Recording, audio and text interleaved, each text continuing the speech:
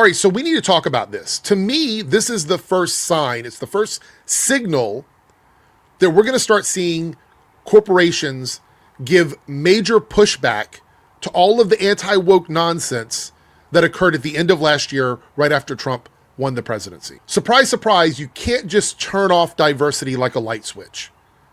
I know that a lot of MAGA people, a lot of Trump voters, that's what you want. You want the ability to just turn off diversity like a light switch. And that's just not realistic. It's not something that can actually happen.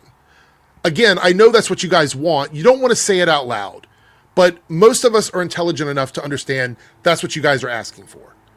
And shockingly, it's next to impossible to build a workforce in the United States of America that consists of almost universally straight, white, cisgender men.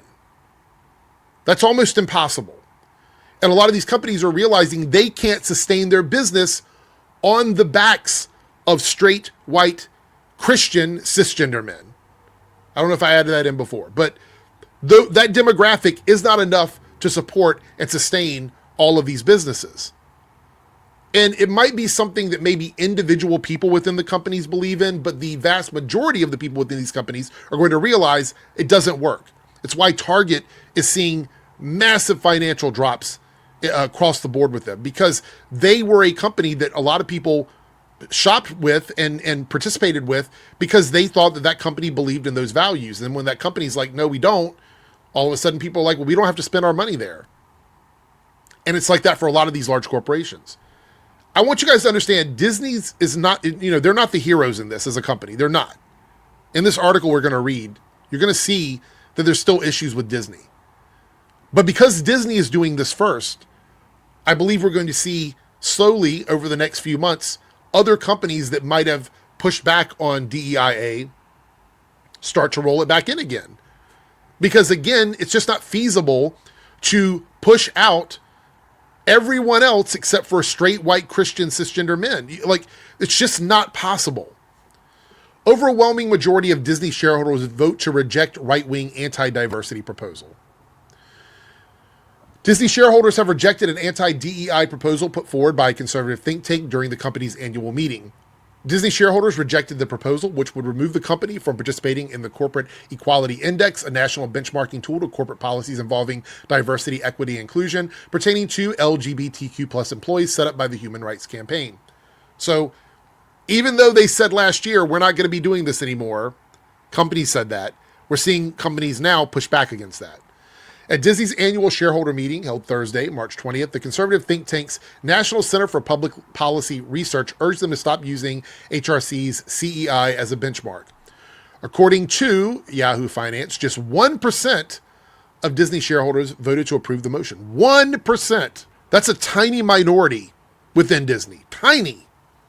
The think tank wrote in a proxy statement on the proposal, when corporations take extreme positions, they destroy shareholder value by alienating large portions of their customers and investors. This proposal provides Disney with the opportunity to move back to neutral. So according to them, and this is probably, you're going to hear a lot of folks who are anti-diversity say this. According to them, neutral means being less understanding of marginalized communities, like pushing them out, not giving them opportunities because they are not as skilled as straight white Christian cisgender men.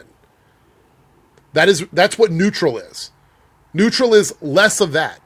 And do not believe them when they tell you otherwise. When they tell you that's not what they believe, that's not their values, they are absolutely lying. I've seen far too much stuff over the last 3 months for me to believe that there's any other stance they take, any other position they take. So do not believe them when they tell you that. They are just lying to your face. Disney, whose board reportedly recommended that its shareholders vote against the motion prior to Thursday's meeting, wrote in response that they didn't believe the think tank's request would provide additional value to shareholders. Shocker, pushing out marginalized people doesn't add value. Shock, right? The global brand has had a perfect score in the Corporate Equality Index every year since 2007. Eric Bloehm, the vice president of the corporate citizenship of the HRC Foundation, said in a statement that the vote gives us a clear statement of values from Disney shareholders. doesn't mean Disney's a good company here. Despite the growing politicalization of DEI and workplace inclusion, leading global businesses remain committed to the belief that a welcoming, inclusive environment drives innovation, boosts productivity, and strengthens the bottom line, he said. Despite Disney shareholders' apparent commitment to maintaining DEI in the workplace, it has not been without controversy in recent projects. The new Disney Pixar show, Win or Lose, axed a minor trans storyline before release, and more trivially, fans of Lilo and Stitch were annoyed that character Pleakley's drag disguises had been seemingly removed from the live-action film after the first trailer. Under the administration of President Trump, DEI programs have already been gutted from the American military, and companies such as Paramount and Google have followed suit, following several executive orders. So again, we're seeing now that Disney, in some part, has decided that it's not in their best interest to turn off diversity like a light switch. Now, we're going to have to see what other companies follow behind this. I think that we're going to see other companies sort of reevaluate and look back at what they've done to see if it works for them. Because ultimately what's happening is it sends a message to people that are consumers of your product or fans of what you're doing. It sends a message that you don't care about marginalized people. And perception is literally everything right now.